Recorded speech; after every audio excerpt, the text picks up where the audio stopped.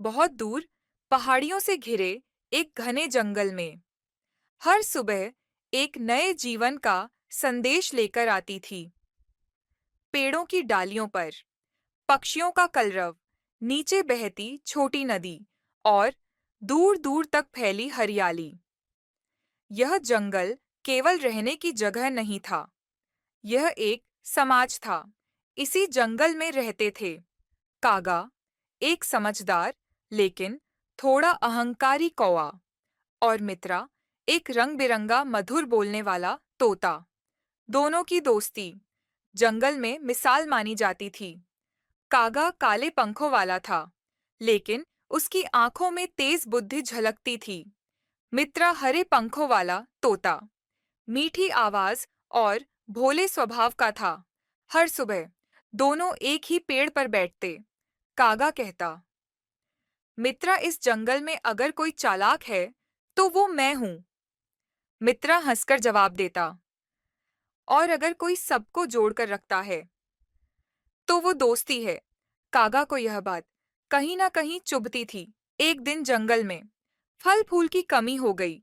जानवर परेशान थे, पक्षी भूखे। तोता मित्रा हर किसी को समझा रहा था, मिलजुल कर रहेंगे तो सबका भला होगा। सब उसकी बात सुन रहे थे।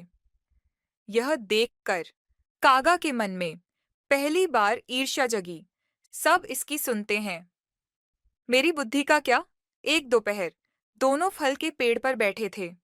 कागा बोला, मित्रा, तुम ज्यादा बोलने लगे हो। तोता चौंका, मैं तो बस शांति की बात करता हूँ। कागा ने कठोर स्वर में कहा, यह जंगल नियम से चलता है, भावनाओं से नहीं। मित्रा चुप हो गया। दोस्ती में पहली दरार पड़ चुकी थी। कुछ दिनों बाद एक छोटा पक्षी घायल हो गया।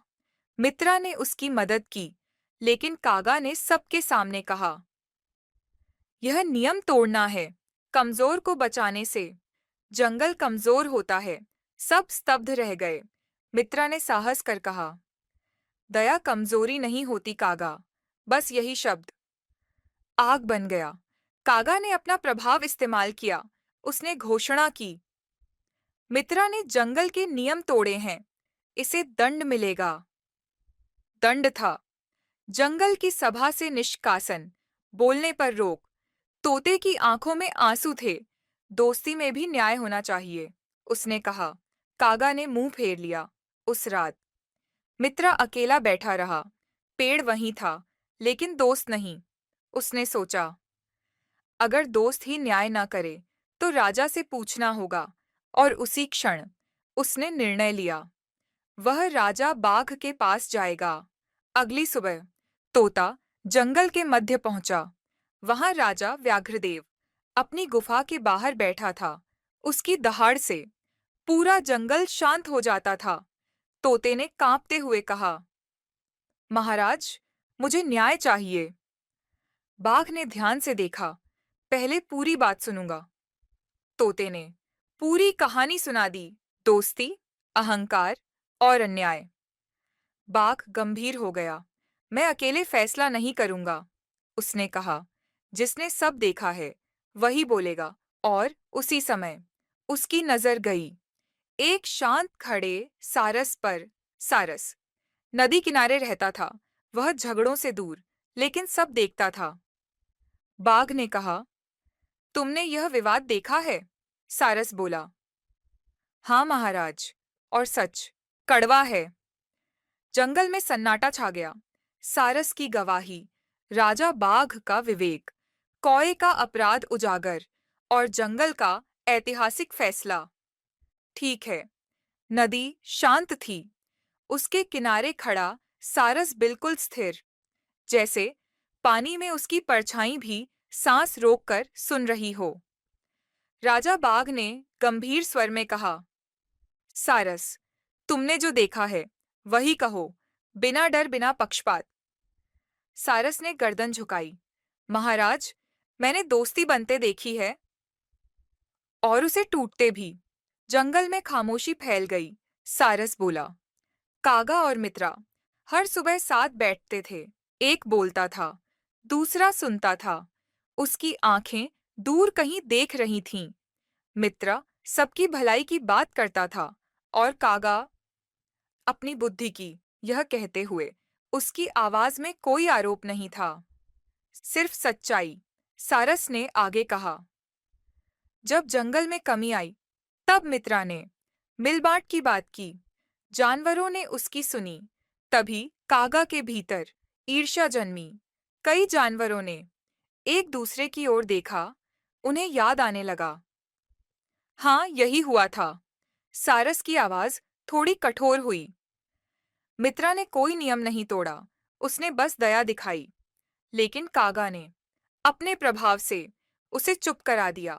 तोते की आंखें भर आईं। कोआ पहली बार नीचे देखने लगा।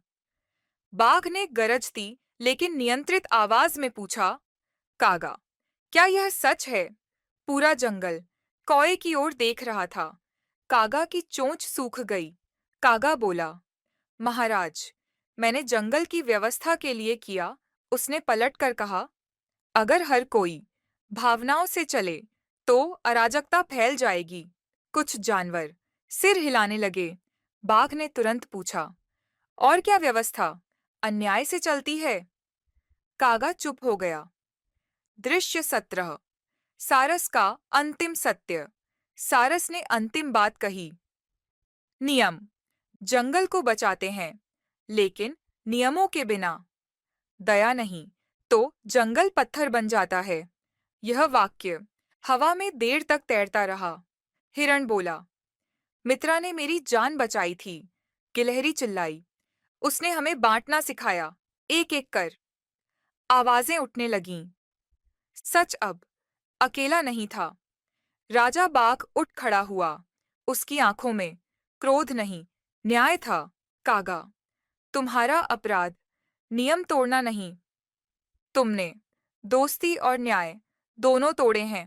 पूरा जंगल सन्न रह गया। बाघ ने निर्णय सुनाया, कागा को सभा से अलग किया जाएगा, जब तक वह दया और विनम्रता नहीं सीखेगा। वह किसी निर्णय में भाग नहीं लेगा। मित्रा की प्रतिष्ठा पूरी तरह बहाल होगी। तोते की आंखों से आंसू बह निकले। मित्रा आगे आया, महाराज, मैं बदले की इच्छा नहीं रखता। सब चौंक गए। अगर कागा अपनी गलती समझ ले, तो यही दंड काफी है। कौवा कांप उठा। कागा ने सिर झुकाया। मैंने दोस्त को खो दिया, सिर्फ अपने अहंकार के कारण। उसकी आवाज भारी थी। मित्रा, क्या तुम मुझे कभी माफ कर पाओगे? मित्रा ने उत्तर नहीं दिया, सिर्फ पास आकर उसके बगल में बैठ गया। आज से यह जंगल सिर कुछ दिनों बाद उसी पुराने पेड़ पर। कागा थोड़ा पीछे बैठा था, मित्रा बीच में। दोनों चुप थे, लेकिन इस बार चुप्पी में कड़वाहट नहीं थी। जंगल फिर गूंज उठा, पक्षियों की आवाज से, न्याय की समझ से, और दूर से राजा बाघ देख रहा था, संतुष्ट। कहानी का नैतिक संदेश, दोस्ती में अगर